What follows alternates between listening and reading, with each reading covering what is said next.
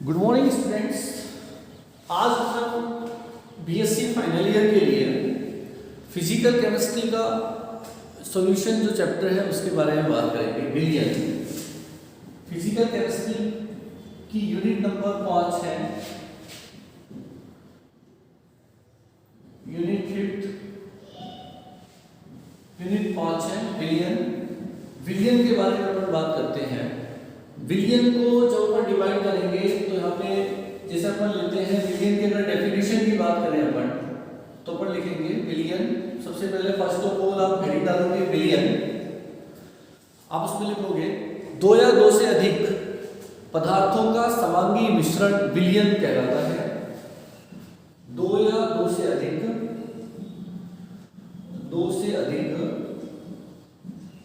पदार्थों का समांगी मिश्रण बिलियन कहलाता है। बिलियन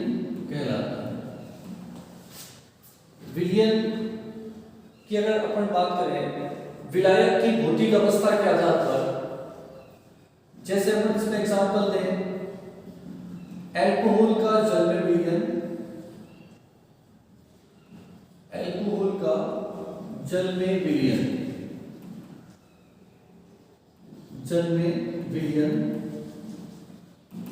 शर्करा का जल में बिलियन, जल में बिलियन आदि। विलियन जो होते हैं स्टूडेंट्स उनको अपन द्विअंगी विलियन, त्रिअंगी विलियन, बहुअंगी विलियन में विभाजित कर सकते हैं। जो अवयव होते हैं विलियन में उपस्थित अवयवों की संख्याओं के आधार पर विलियनों को विभाजित किया जा सकता है। जैसे अपन इसी के अंदर मैं कंटिन्यू करके लिख दूं या यहाँ पे नेक्स्ट आप एरो से ले लोगे। विलियन में उपस्थित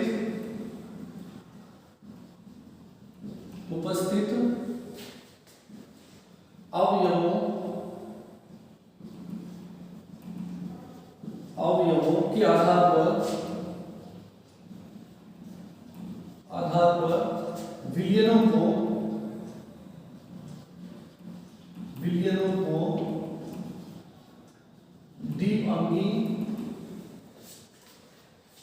द्विअंगी, त्रिअंगी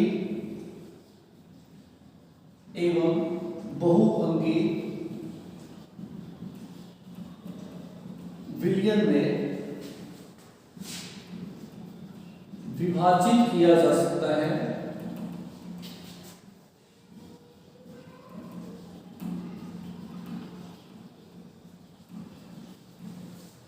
बहुअंगी विलियन में विभाजित किया जा सकता है।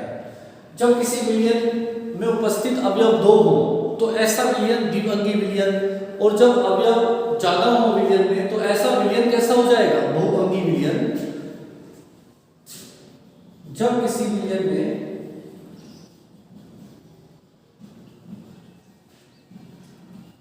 दो अवयव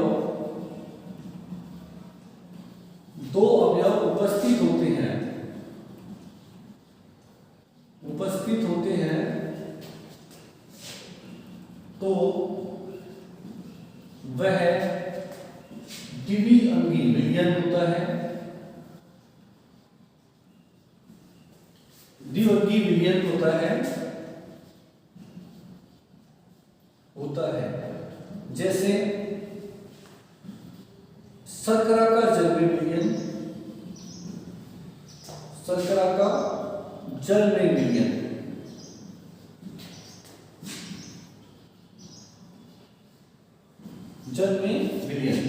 अगर अवयव क्या हो दो से अधिक तो ऐसा विलियन कैसा हो जाता है? बहुअंगी। तथा जब विलियन में दो से अधिक अवयव उपस्थित होते हैं, दो से अधिक अवयव उपस्थित होते हैं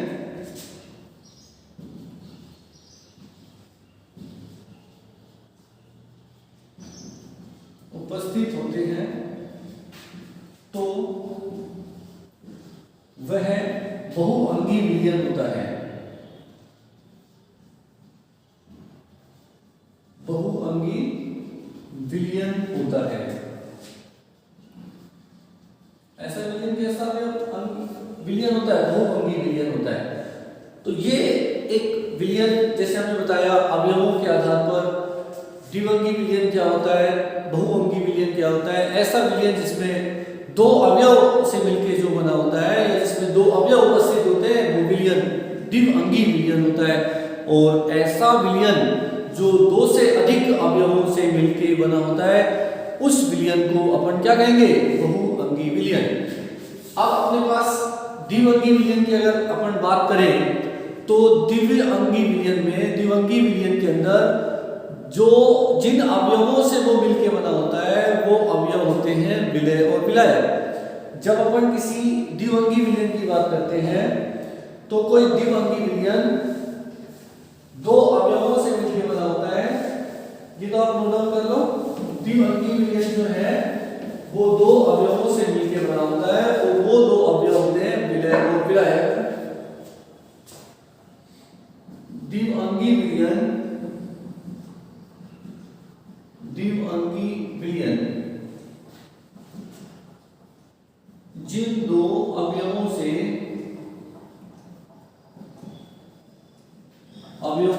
मिलकर बना होता है, मिलकर बना होता है,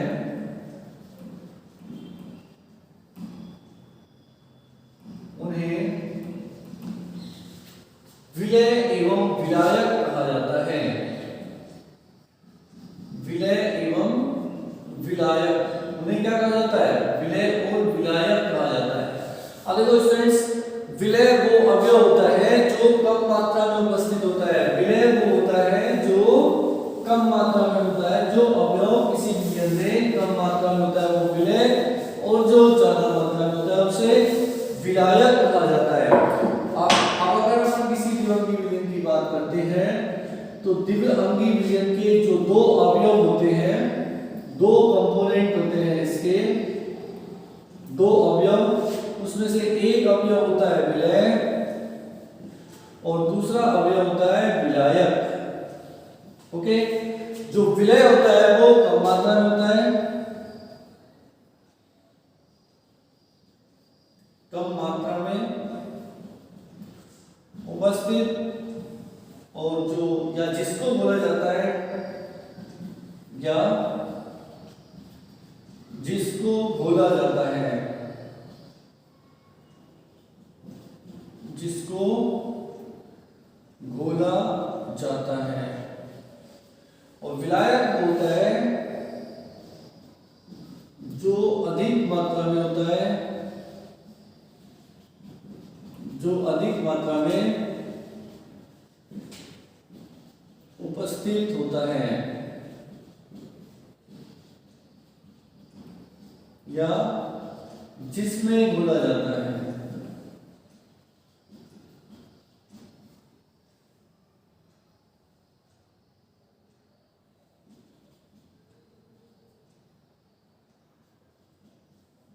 या जिसमें घोला जाता है, जो अधिक मात्रा में उपस्थित होता है या जिसमें घोला जाता है उसे कहा जाता है विलायक। जैसे अपन बात करें, जैसे मैं कहता हूं कि 20 ml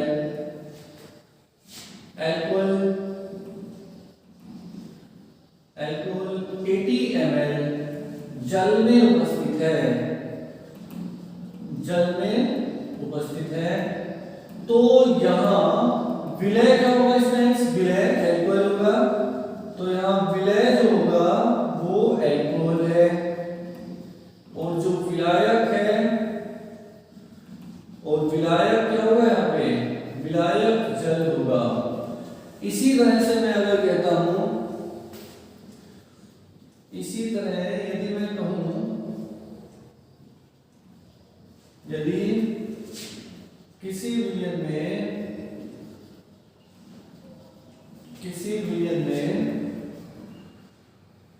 80 ml अल्कोहल 20 ml जल में है,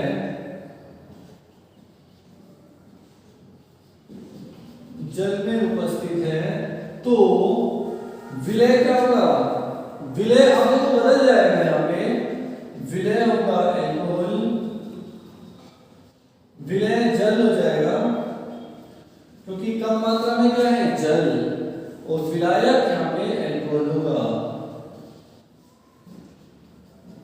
विलायक क्या हो जाएगा एल्कोहल। तो देखो अभी अपन ने अभी तक जो पढ़ा वो हमने ये पढ़ा कि विलयन क्या होता है, विलयन को अवयवों के आधार पर किस तरह से द्विअंगी विलयन और बहुअंगी विलयन के अंदर अपन बांट सकते हैं। विलयन के जो किसी द्विअंगी विलयन के जो दो अवयव हैं विलय और विलायक वो क्या होते हैं, उनको कैसे पहचाना जाता है, किसी विलयन में विलय क्या होता है और विलायक क्या होता है, ये सारी चीजें हमने अभी तक पढ़ी। अभी अपन आगे लेके चलेंगे कि जो विलयन है, विलयन आगे इसको लेके चलते हैं अपन कि किसी विलयन की जो है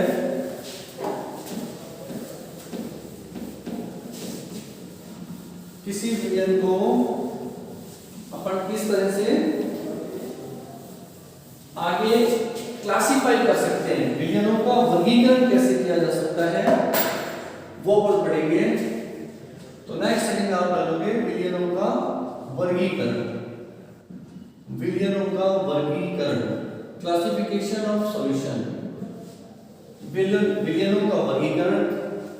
विलयनों को कई तरह से बांटा जा सकता है, जैसे विलायक की भौतिक अवस्था के आधार पर, विलायक की भौतिक अवस्था के आधार पर,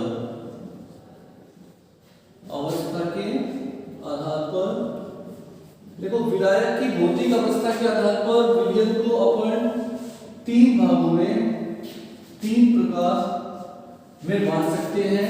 एक तो होता है एक फर्स्ट जैसे अपन ले द्रव विलयन, दूसरा होता है गैसीय विलयन या ठोस विलयन, दूसरा अपन कहें ठोस विलयन, और तीसरा विलयन अपन हो जाता है अपना गैसीय विलयन। देखो द्रव विलयन कौन सा होगा, जब विलायक जो है वो द्रव अवस्था में हो, जब विलायक द्रव अवस्था में हो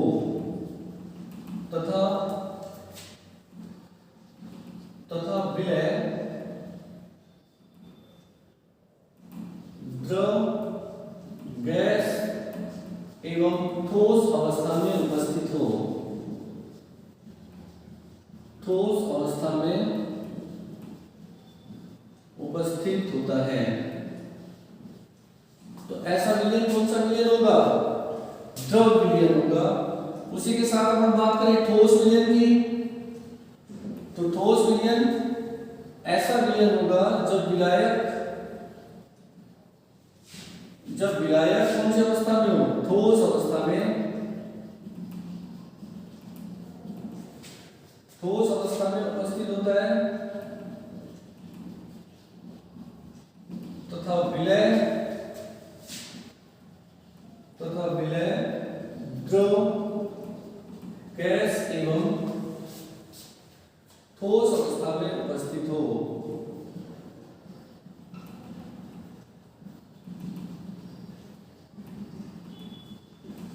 इसी तरह से हम बात करें गैस विलयन की, गैसीय विलयन दो विलयन होता है जिसमें विलायक, जब विलायक गैस अवस्था में,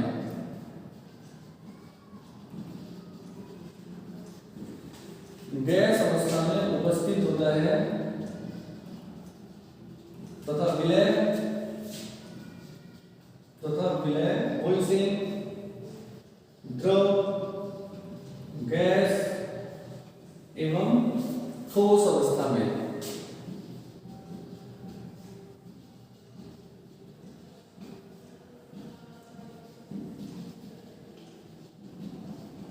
उपस्थित होता है।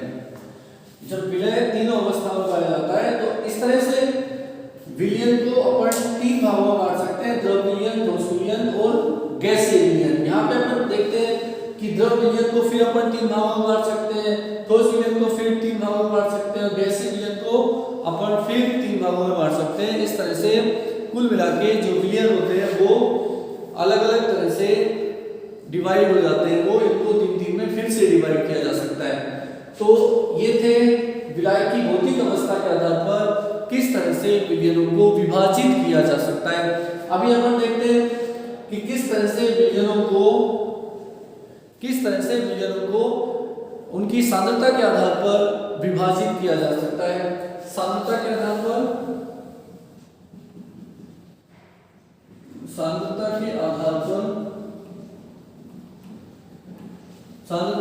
पर भी विलयनों को विभाजित किया जा सकता है। सांद्रता के आधार पर विलयनों को दो भागों में दो प्रकार होते हैं। सांद्रता के आधार पर विलयन के एक तो अपन पढ़ते हैं तनु विलयन, जिसमें विलय की मात्रा कम और विलायक की मात्रा अधिक होती है।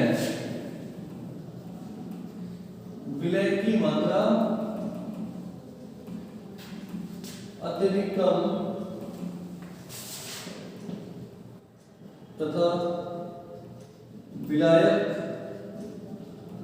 की मात्रा अधिक होती है।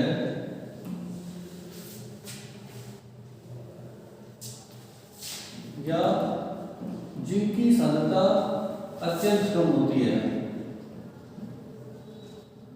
अत्यंत कम होती है। तनु विलयन होते हैं। तनु विलयन जो विलयन के जो आदर्श विलयन के जो नियम है उनका पालन करते हैं, राउट के नियम का पालन करते हैं। तनु विलयन आदर्श विलयन होते हैं। तनु विलयन आदर्श विलयन होते हैं, तथा राउट के नियम का पालन करते हैं। इनकी सांद्रताओं के मान क्या होते हैं? कम होते हैं। दूसरा जो विलयन होगा यहाँ पे आप लिखोगे सांद्र विलयन। सांद्र विलयन ऐसा विलयन होता है जिसकी सांद्रता अधिक होती है, जिसमें विलय की मात्रा अधिक होती है। विलायक या अपन कहें कि कम विलायक में अधिक विलय उपस्थित होता है, तो ऐसा विलयन सांद्र विलयन कहलाता है। तो इस तरह से हम विलयनों को सांद्रता के आधार पर दो भागों में बांट सकते हैं, तो तनु विलयन और दूसरा सांद्र विलयन होता है। और इसी आगे इसको अगर अपन लेके चलते हैं तो फिर विलयनों को आगे भी विभाजित किया जा सकता है। जैसे विलय कितना, एक तो विलयन अपन कहें कि संतृप्त विलयन और असंतृप्त विलयन, ठीक है। विलय की जो विलयता के आधार पर विलयनों को दो भागों में बांटा जा सकता है। विलयता के आधार पर भी विलयनों को विभाजित किया जा सकता है, ये आप लिख लोगे। नेक्स्ट आप इसके अंदर लिखोगे विलयता के आधार पर विलयनों का वर्गीकरण।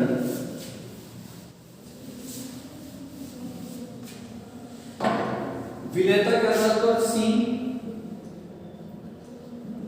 विलयता के आधार पर देखो, विलयता के आधार पर विलयनों को फिर अपन दो भागों में बांट सकते हैं। दो प्रकार होते हैं विलयन के विलयता के आधार पर भी। एक तो होता है संतृप्त विलयन,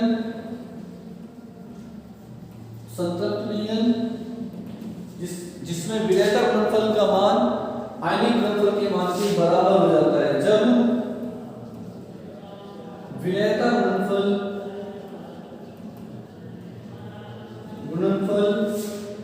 का मान आयनिक गुणनफल के बराबर होता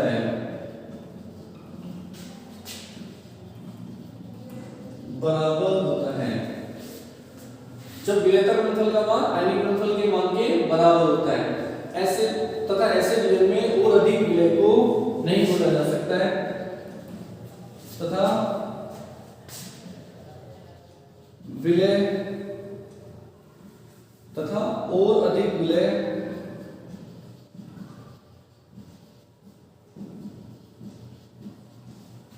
को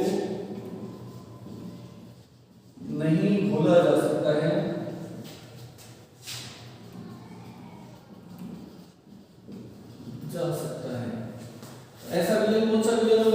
संतृप्त विलयन। दूसरा अपन लेते हैं असंतृप्त विलयन, या 3 में बांट सकते हैं अपन, 3 प्रकार दे सकते हैं इनके, 3 प्रकार, असंतृप्त और एक होता है अति संतृप्त विलयन। असंतृप्त विलयन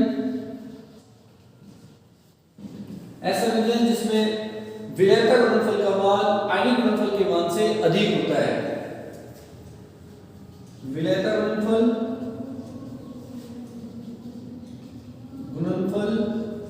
इज ग्रेटर देन आयनिक गुणनफल।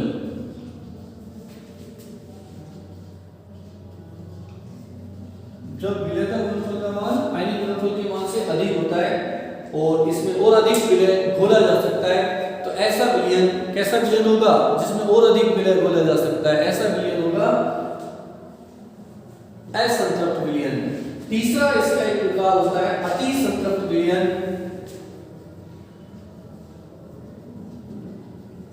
अति संतृप्त विलयन, अति संतृप्त विलयन वो विलयन होते हैं, अति संतृप्त विलयन स्टूडेंट्स ऐसे विलयन होते हैं जिसमें विलय की मात्रा, विलयता गुणनफल का मान जो है वो आयनिक गुणनफल के मान से कम होता है।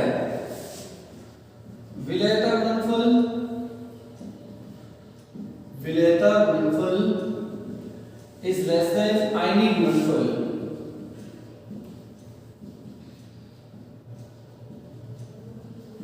विलयता गुणनफल का मान आयनिक गुणनफल के मान से कम होता है, या आयनिक गुणनफल का जो मान है वो विलयता गुणनफल के मान से अधिक होता है। ऐसे विलयन अति संतृप्त विलयन कहलाते हैं। यानी कि यहाँ पे अवक्षेपण स्टार्ट हो जाता है, विलय अपन डालेंगे तो वो वहां पे बिना घुले उसी अवस्था के अंदर विलयन में उपस्थित होगा। तो ऐसा विलयन कौन सा विलयन कहलाएगा, अति संतृप्त विलयन कहलाएगा। इस तरह से हमने विलयनों का जो सामान्य वर्गीकरण है, यहाँ पे किस तरह से विलयनों को विभाजित किया जाता है, कैसे विलयनों को बांटा जाता है अलग अलग कैटेगरी के अंदर, वो सारा हमने पढ़ा। नेक्स्ट अपन अगले क्लास के अंदर अपन पढ़ेंगे विलयनों की जो सांद्रताएं हैं, कंसंट्रेशन, यूनिट ऑफ कंसंट्रेशन, किस तरह से विलयनों की सांद्रताओं को प्रदर्शित किया जाता है। तो इस चीज को आप रिमाइंड करेंगे, बुक से भी रीड करेंगे, नोट्स वगैरह आपको उपलब्ध करवा दिए जाएंगे। Thank you.